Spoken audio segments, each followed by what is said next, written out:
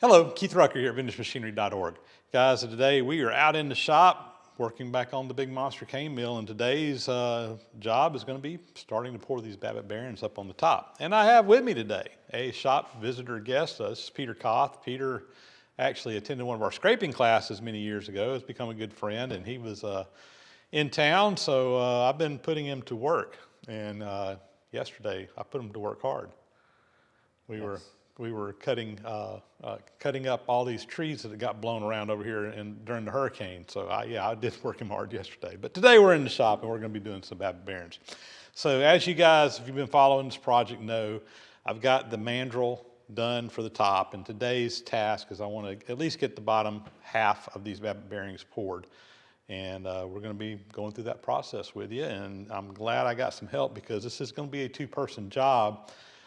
These tops are going to require a lot of Babbitt to go into them, and I think it's more than what my ladle will hold. So I'm going to actually have two ladles going, and we're going to be pouring them simultaneously to make sure that we get a nice mixture in there. So having an extra set of hands for this particular pour, I think is going to be very helpful. So Peter, thanks for coming and helping. Sure, glad to do it. All right, let's get in here and get started on this.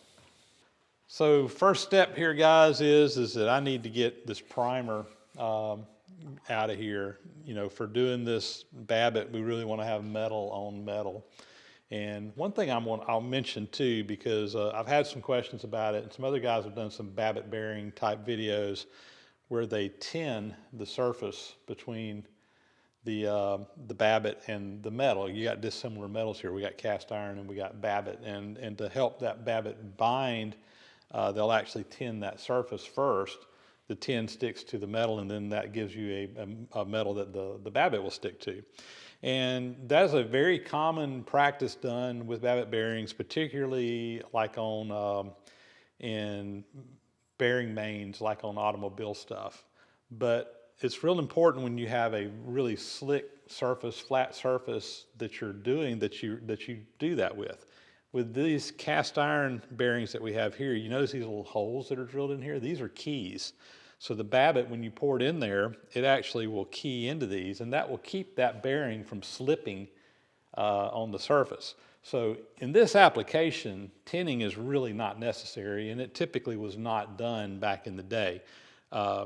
Could we tin it? We could. It'd be an extra step, but there's really not a benefit for it where you have these keys in there, because even if the Babbitt doesn't adhere perfectly to that surface below it, it can't move, it can't slip, it's keyed in place. So anyway, that's my take on tinning Babbitt bearings. There is a place for it, but in this application, it's not necessary, and I'm just not going to do it. It just adds more work and more effort that's just not required. So anyway, that's my take on it. All right, I've come in here with the wire wheel, and we've got that down to just the bare metal, and I also went ahead and just cleaned up around it because we're going to have to heat all this up. It'll burn some of that paint off, and probably we'll have to strip some more off down here before we go back and repaint all this, but at least in the main area, kind of get it cleaned up where we can work around it. I got that done on both sides. Took the air hose, blew it out, so I think we're ready to go here to go ahead and get these prepped for Babbitt bearings. So as we're getting set up here, one little issue I got to deal with is this back bearing back here has a little piece that has broken out. And that's not a problem from the standpoint of the bearing itself, but when we pour the bearings, we got a place for that the Babbitt can just basically run down there. So when it fills up to this level, it's going to be in a liquid state. It's just going to flow down there. So we need to dam that up to kind of hold it in there. Now, I'm not worried about the Babbitt being below the surface. That'll just kind of help key it in place, but we do need to keep it from running out. So I've got some damming material, and I'm just going to put a little bit in there just to keep everything from running out before we build this up to pour on. So this is just some of the damming material I use. It's a product called Deacon Mold Pack, and it's kind of a fireproof, and it kind of forms like Play-Doh. And like I said, I'm just going to kind of pack some around that, and that will just kind of keep that material from going down in that little gap. And that's all I need is that little bit right there, and that'll hold that back. All right, so next up, I think we need to get the mandrel mounted in here. So this is the mandrel that we're going to be using. Of course, this is the one we made. This is the same diameter as the journals on that big roller that's going to be in here. So this is what we'll be pouring against. It's just basically a form that we'll use to do that. To make this release a little bit better, typically what I'll do is I'll take my oxyacetylene torch and just kind of blacken this hole with carbon. And that kind of gives a little release agent between the Babbitt and this metal, and just kind of helps it come apart a little bit easier. So let me get my torch out, we'll get it smoking, and we'll just acetylene on there, and we'll just smoke this up. Only needs half of it done on each side, but we'll go ahead and get that done, and we'll get this placed in place. So I'm just going to take my oxyacetylene torch, we'll turn the acetylene on, and what I want is a smoky torch. And we're just going to kind of come in here and put that on there, and that will just put a layer of soot on there. So it's just carbon that's just going to be on that part. I'm not heating it up or anything, or not concentrating on heating it up. We're just sooting this shaft.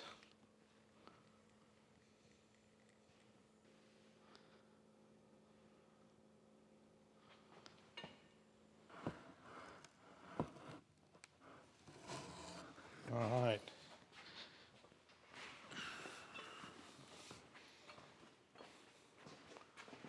We're going to put our mandrel back in place. Turn it 180 so that the carbon those up, but only on the bottom. All right, and we'll get these little lips in place to support the shaft. There we go. Get on up a little bit more. Oh, it's not in there yet. There we go. That's it. All right. So I think we got that in place. And I think what I'm going to do is take a couple of clamps and just kind of clamp these flanges up nice and tight. And then we'll dam up around them as well. I think I'll just take a couple of F clamps. And we'll come in here and just clamp that up there nice and tight. Do it on both sides.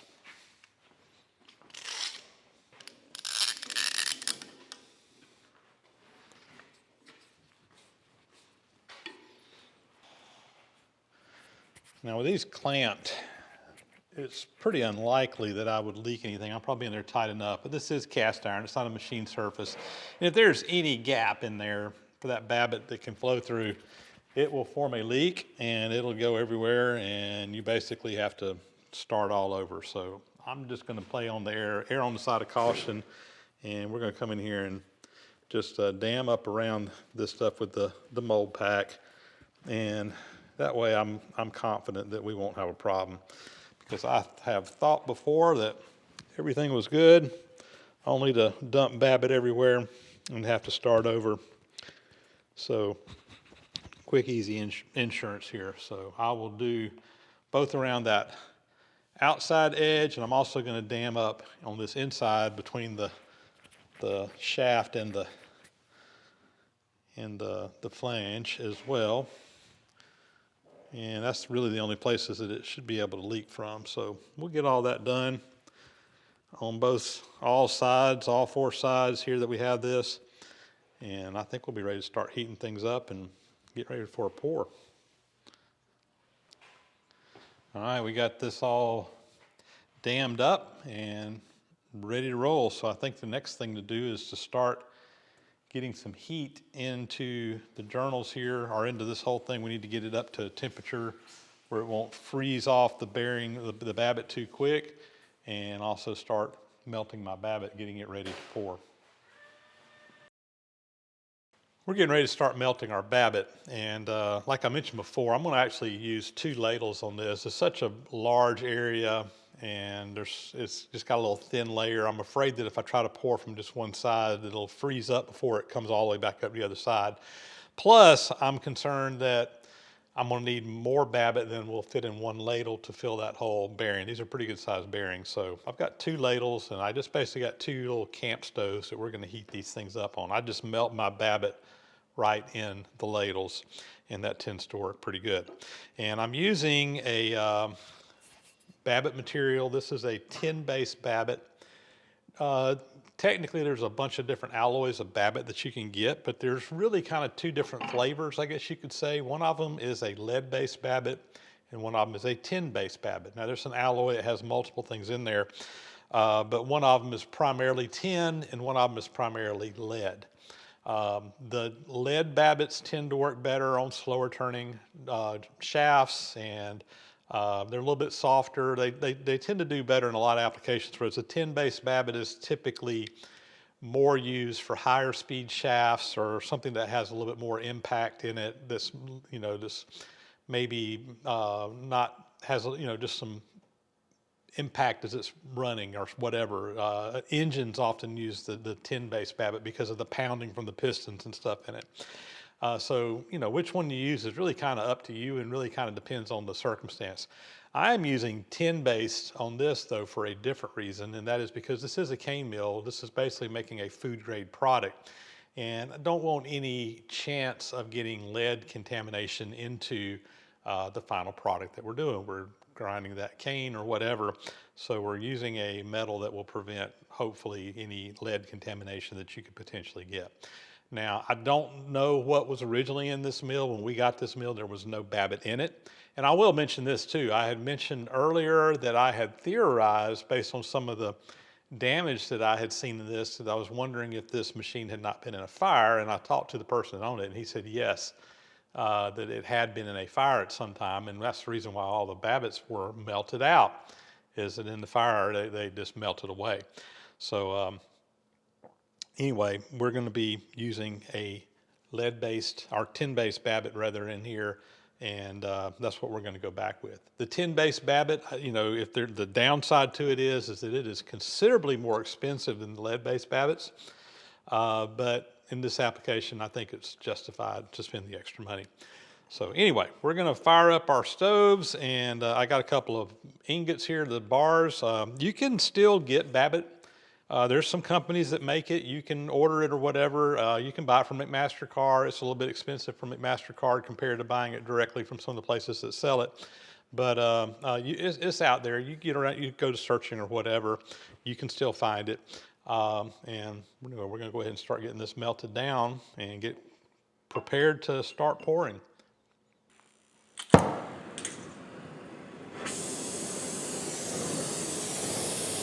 I'm just going to start a torch here, and I just got my camp stove.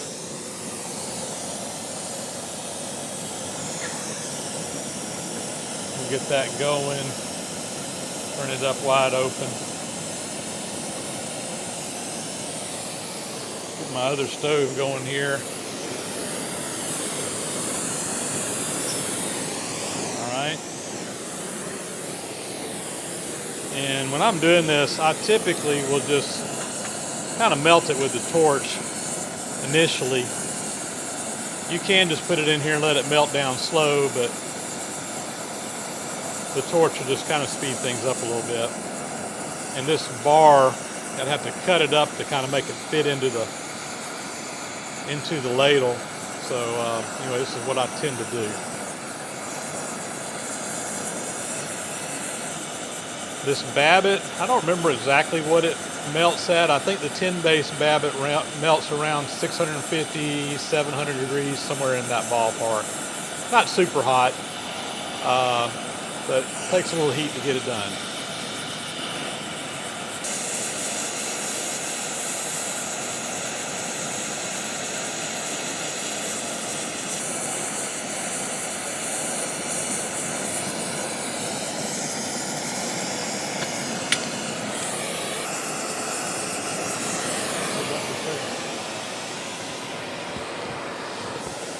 I think you'll take all that. We'll just let that melt down.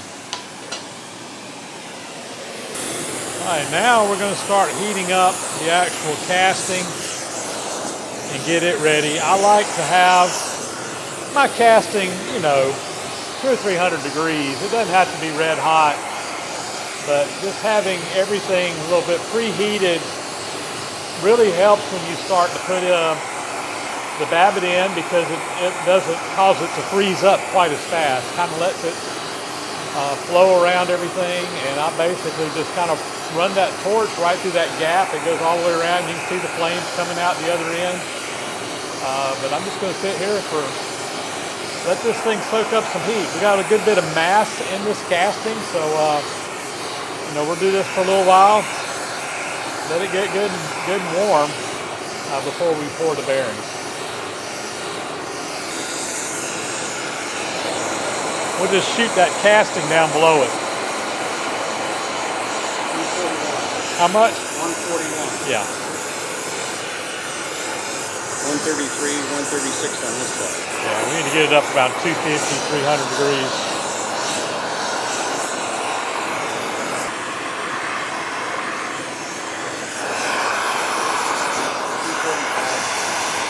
Getting close. I think let's get up to about 260, I think. 275, somewhere in that ballpark. Yeah.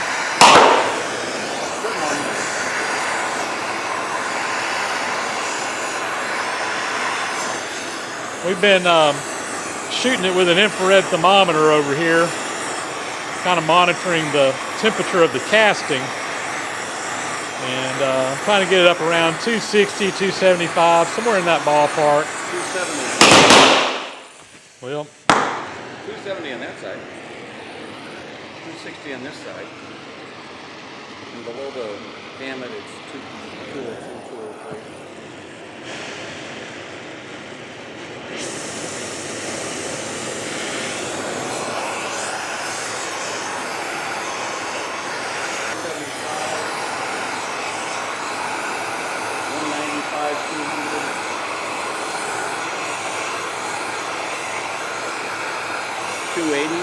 okay. I think we're good. Hunting around a lot. Yeah, it's going to be different in different places. Some of my damming material, when that thing popped, it knocked some of this off. I'm going to try to, it's not going to stick. It'll be all right. All right, let's do the pour. All right, we are coming in with the ladles, and let's pour.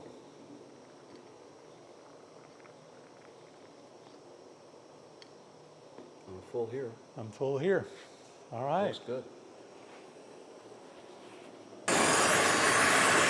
We are heating up the other side over here now, guys. I've got, how much? Okay. We're already up to about 230 degrees up at the top part. 190 on the bottom side. So last side we got up to about 260, 275, somewhere in there. So we're getting close to pouring temperature.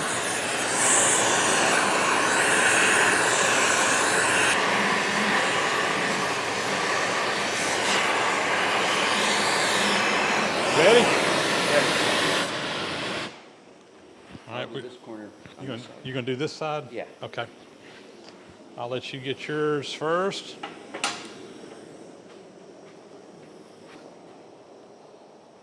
And here we come, ready to do the second side. All right, let's do it.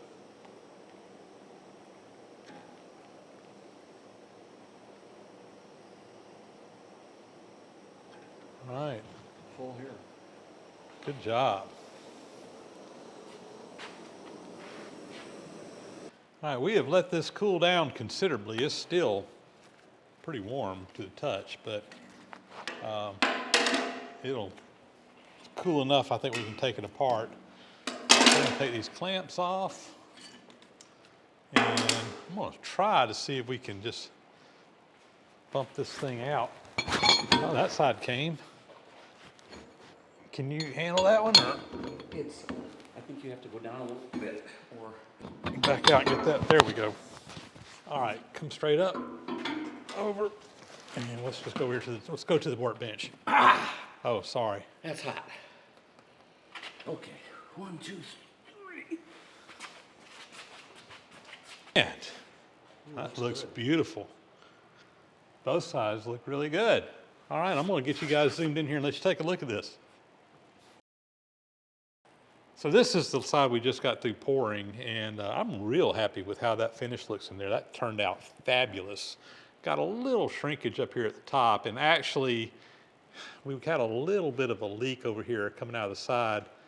Wasn't much, but it was enough that it dripped down just a little bit, but not enough that's going to hurt anything. It's not worth re-pouring over that by any means at all, because really most of the pressure on this is going to be on the upper bearing anyway. But that is perfectly fine. I'm real happy with that finish. We'll have to scrape it out. It's a little bit rough up there in this side here where it shrunk a little bit, but nothing. Believe me, I've seen a lot worse. A lot of times when you're pouring these bearings like this and you're feeding it on one side, it has to go all the way around both the shaft and the outside, and it wants to cool and it'll freeze up before it gets up, or sometimes you'll get a fold in it where it kind of stops and it comes back behind it and you get a little line in it.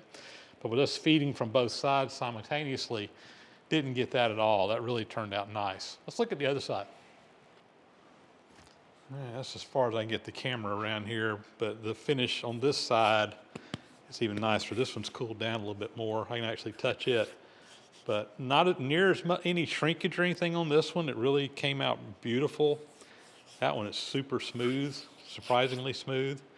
Again, we'll scrape it out and everything, but yeah, that looks great. Real happy with how both of these turned out. So I'm going to call that success on this one. Well, again, I'm real happy with how these turned out. This is pretty warm right now.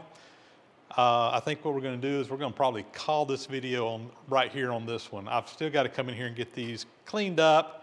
I want to get the roller in here and actually put the roller in there and test it out and make sure everything's lined up like it needs to be. Should be just fine, but I need for things to cool off before I do that, and I need to get this video done. So this is pretty much where we're going to stop today. Once we kind of get the top or the actual drum in here and test fit it and maybe do a little bit of scraping if needed to kind of get the bottoms done, we will then pour the top half of these with the caps, and that'll be a second pour. These are 2-part bearings. We'll have to make some spacers to go in here, so forth, for that, but that's going to be coming up pretty soon. But again, I'm real happy with this. And I will say this too, I'm kind of surprised at how much Babbitt went in these 2 bearings right here, almost 10.5 pounds of Babbitt. So yeah, that's a lot of Babbitt. The tops are probably going to be very similar. So big bearings, lots of Babbitt took to do those. I'm glad I had 2 ladles to pour from. If I'd had to do it with just one ladle would not have been enough, and we'd have been in a mess. So that worked out real good. Couldn't have done this without Peter's help today. So thank you, Peter, for being here. Really made a big difference. All right, guys, with that, that's a wrap for now. Guys, we're going to sign off there. As always, thanks for watching. Please subscribe to the channel if you haven't already. Those thumbs up and comments are always greatly appreciated. Hit that bell icon up there to get notifications when new videos are posted. As always, a big, huge thank you for those who support the site financially through Patreon, PayPal. Leave a comment. Like I said, hit that like button. Really helps out. And we're going to sign off, get out of here. We'll catch you on the next video again. Thanks for watching.